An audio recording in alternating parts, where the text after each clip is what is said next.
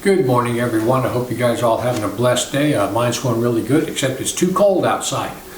We got some really thick fog, and you go outside. I took Brody for a walk this morning, and even with a coat and a flannel shirt on, it's still cold. I think old age. I think my skin and my blood are getting thin. I can't handle the cold anymore. Even though to most of you that live in the snow, this is not cold. This is like a summer day to you. But anyway, listen.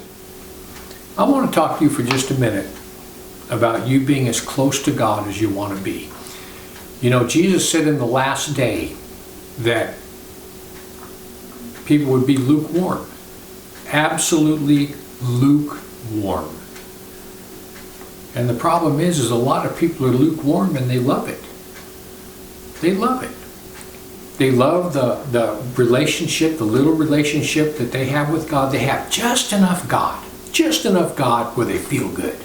Just enough God where they don't worry about maybe going to hell. A lot of people like that. So listen. There's a lot of people that believe that the book of James does not belong in the Bible. And they believe that because they think that James contradicts Paul's saved by grace and grace alone statements. But nothing could be further from the truth. What James is saying is listen, Paul said you're saved by faith and faith alone. But I'm going to tell you this, that if you don't have works, you don't have faith. In other words, if you have no works, what kind of faith is that? I say I have faith. You can look at my life and see my works and know that I have faith. Works proves my faith. Faith without works is dead. So he's not contradicting Paul whatsoever. He is actually confirming what Paul said. And the book of James is like the proverbs of the New Testament. James was a very black and white person. There's no middle ground.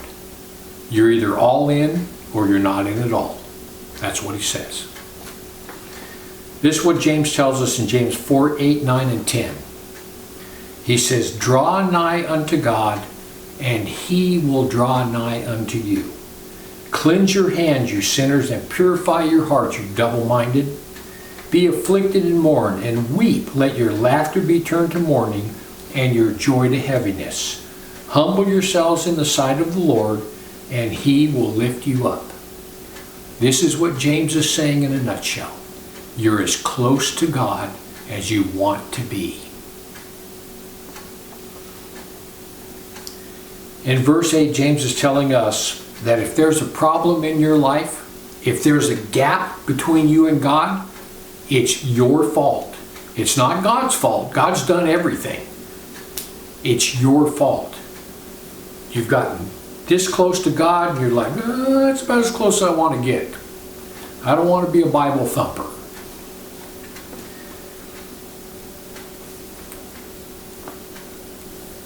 In verse 8b and verse 9, James is telling us, you know what? Maybe you need to do a self-inspection. Maybe you need to look at your life and figure out where the problem is. Because the problem is with you. He says you need to figure it out. And then if you figure it out, give it to God. And God will help you fix it. And you'll draw closer to him.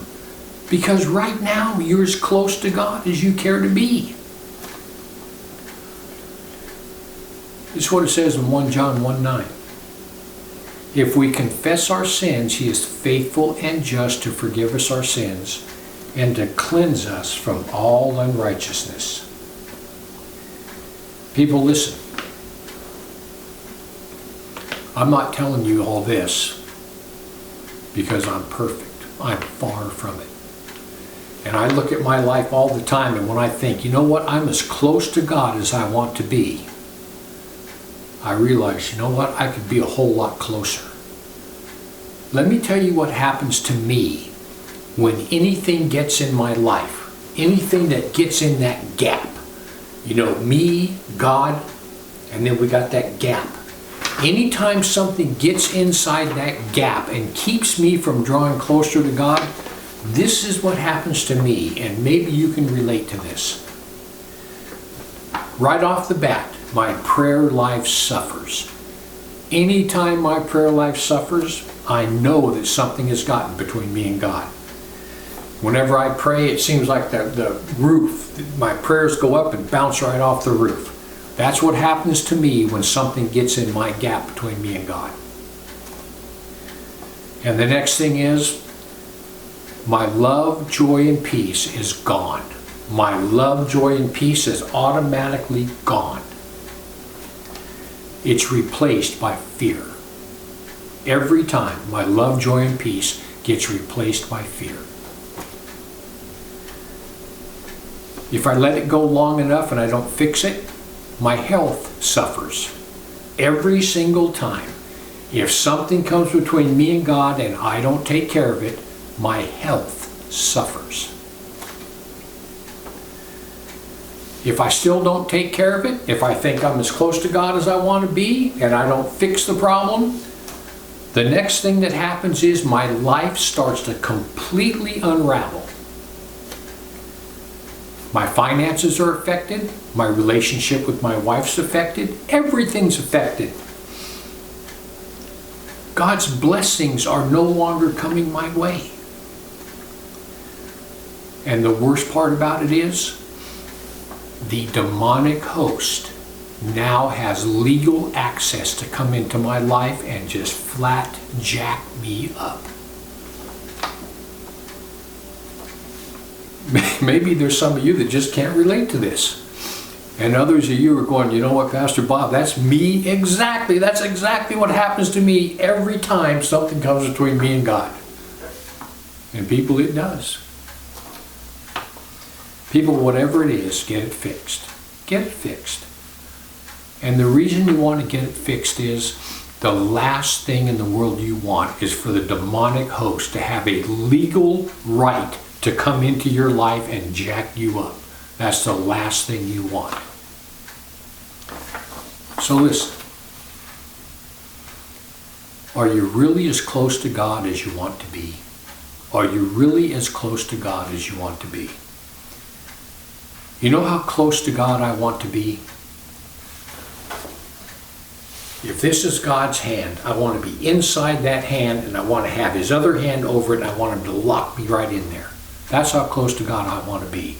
I want to be so close to God that He protects me from the demonic host, and most of all, He protects me from myself. Anyway, I hope there's some of you that can relate to that. Because I know one thing for sure.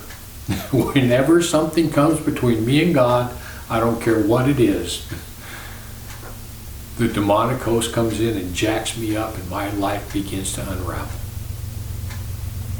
So right now, if you're all jacked up and your life's starting to unravel, do a self-inspection, find out what's wrong. Get it fixed.